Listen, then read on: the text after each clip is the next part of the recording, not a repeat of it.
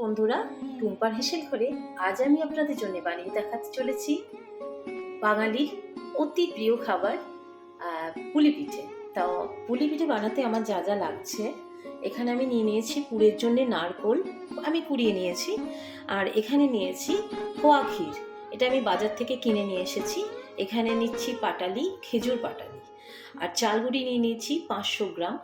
আর এখানে 1 লিটার দুধ নিয়ে নিয়েছি। চলুন তাহলে কিভাবে বানানো যায়, আমি যেভাবে বানাই সেটা আপনাদের সাথে শেয়ার করছি। গ্যাসে আমি কড়াই চাপিয়ে দিয়েছি। আমি এই কাপের 2 কাপ জল আমি দিয়ে দিলাম।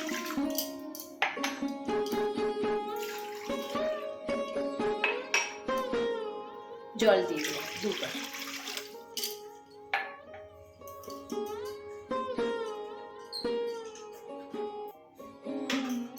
সামান্য একটু লবণ দিয়ে দিচ্ছি।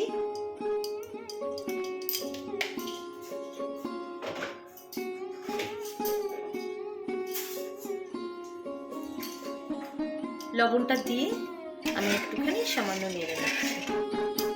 জলটা একটু গরম হোক, তারপরে চালগুড়িটা আমি দিয়ে দেব। জলটা গরম হয়ে গেছে, আমি এবার চালগুড়িটা এর মধ্যে মিশিয়ে দিচ্ছি। মিশিয়ে দেওয়ার সঙ্গে সঙ্গে কিন্তু অনবরত নাড়াচাড়া করতে হবে, নাহলে দলা পাকিয়ে যাবে, এটা খেয়াল রাখবেন। আমি অল্প অল্প করে দিয়ে দিলাম, দিয়ে কিন্তু আমি নাড়াচাড়া করে নেব।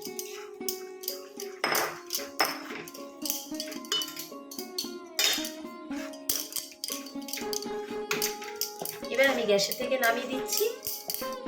ভালো করে আমি যেমন আটা মাখে তেমনি করে মেখে নেব। গ্যাসটা আমি অফ করে দিলাম।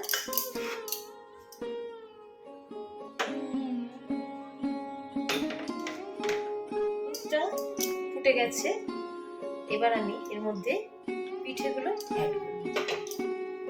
সমস্ত পিঠেগুলো আমার বানানো হয়ে গেছে। এখানে আমি কিছু চুষি পিঠে করে নিয়েছি। এগুলো আমাদের এখানে চুষি পিঠে বলে। আমি এগুলো একটু হাতে করে করে নিয়েছি, এটাতে কোনো পুর ভরা নেই। আর পিঠেগুলো আমি বানিয়ে নিয়েছি, এবার সব এক এক করে দিয়ে দিচ্ছি। আস্তে আস্তে সব দিয়ে দিতে হবে, খুব সাবধানে। সমস্ত পিঠেগুলো আমি এর মধ্যে দিয়ে দিলাম।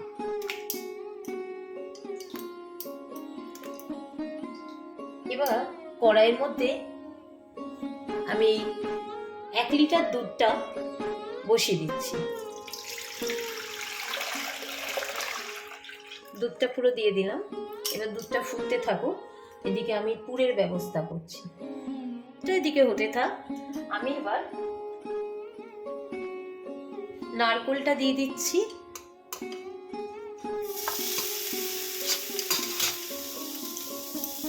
আর গ্রেটারের সাহায্যে আমি গ্রেট করে নিয়েছি খোয়া ক্ষীরটা, এটা আমি দিয়ে দিলাম। এবার অনবরত আমি নাড়তে থাকবো।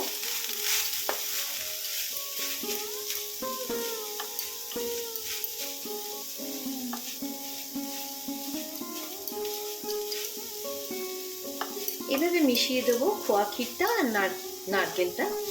খুব কম আঁচে করতে হবে, পুড়ে যায় না যেন, সেটা খেয়াল রাখবেন।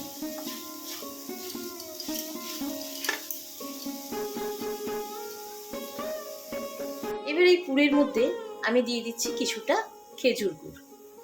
এটা একটু নরম হয়ে গেছে, এটা আমি দিয়ে দিলাম খেজুর গুড়টা। খেজুর গুড়টা দিয়ে ভালো করে নাড়াচাড়া করে পুরটাকে আমি বানিয়ে ফেলবো।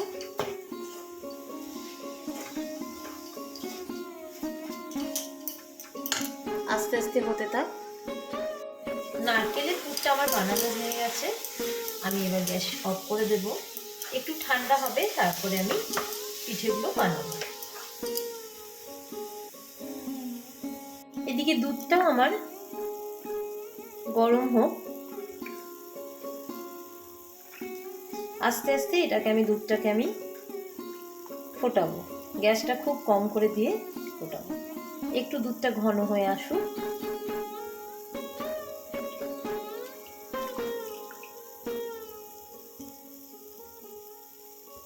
এবার আমি পিঠেগুলো বানিয়ে নেব। তার জন্যে আমি এরকম একটু চালের গুঁড়ি নিয়ে নিয়েছি, আর পুরটা আমার বানানো হয়ে গেছে। আর চালের আটাটা আমি এইভাবে মেখে নিয়েছি। আমি এক এক করে লই করে করে এগুলো বানিয়ে নেব। এরকম একটা এই সাইজের লই আমি করে নিলাম, ঠিক এই সাইজের হবে।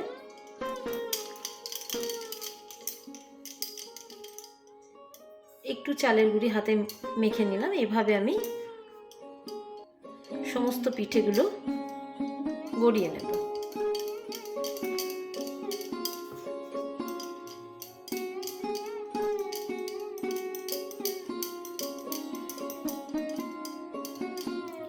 এরকম একটা তৈরি করে নিলাম। এবার আমি এর মধ্যে পুর দিয়ে দিলাম। পুরটাকে একটু চেপে চেপে দিতে হবে যাতে পুরটা ওপর থেকে উঠে না আসে। আমি সামান্য চাল গুঁড়ি দিয়ে একটু প্রেস করে দিলাম। ঠিক এইভাবে আমি বানিয়ে নেব। সমস্ত পিঠেগুলো আমি এভাবে বানিয়ে নেব। মুখটা এরকম করে লক করে দিলাম।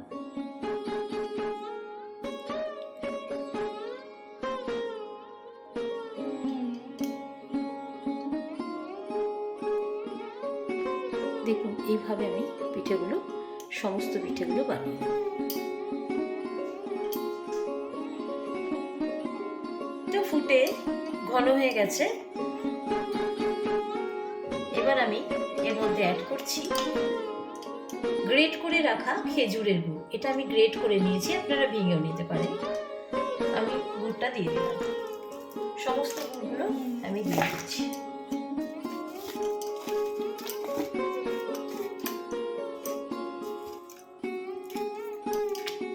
দিয়ে দিলাম, দিয়ে একটু নাড়াচাড়া করে দেবো গুড়টা যাতে মিশে যায়। খুব আস্তে আস্তে গুড়টা মিশিয়ে দিচ্ছি। আর একটু ফুটে যাক, গুড়টা মিশে যাবে, তখন আমি পিঠেগুলো এর মধ্যে দিয়ে দেব। একটু ফুটলেই গুড়টা গলে যাবে। 2 মিনিট 5 মিনিটের জন্য এটা একটু গলতে দিচ্ছি।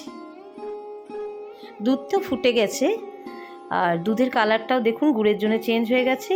এবার আমি পিঠেগুলো বানানো হয়ে গেছে, এই পিঠেগুলো আমি সমস্ত দিয়ে দেবো। আর আমি কিছু চুষি পিঠে করে নিয়েছি, আমাদের এখানে এটা চুষি পিঠে বলে।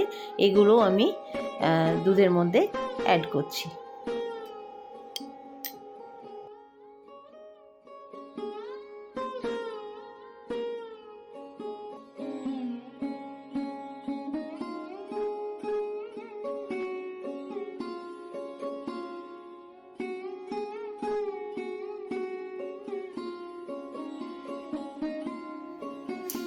পিঠেগুলো সব ফুটে গেছে, ফুটে দুধটাও অনেকটা ঘন হয়ে গেছে। এর চেয়ে বেশি আর ঘন আমি করব না। যখনই পিঠেটা ঠান্ডা হয়ে যাবে তখন দুধটা অনেকটাই শুকিয়ে যাবে, তার জন্য আমি একটু এরকম ঝোল ঝোল রাখলাম। আমি এবার আপনাদেরকে সার্ভ করে দেখাচ্ছি। ভালো হয়ে গেছে আমার আজকের রেসিপি দুধ পুলি। কেমন লাগলো রেসিপিটা অবশ্যই কমেন্ট করে জানাবেন। ভালো লাগলে লাইক, শেয়ার আর সাবস্ক্রাইব করতে ভুলবেন না। পাশে থাকা বেল আইকনটি প্রেস করবেন, যখনই আমার নতুন কোনো রেসিপি আসবে সবার আগে পৌঁছে যাবে আপনার কাছে নোটিফিকেশন। ভালো থাকবেন, সুস্থ থাকবেন, সবাইকে ভালো রাখবেন। ধন্যবাদ।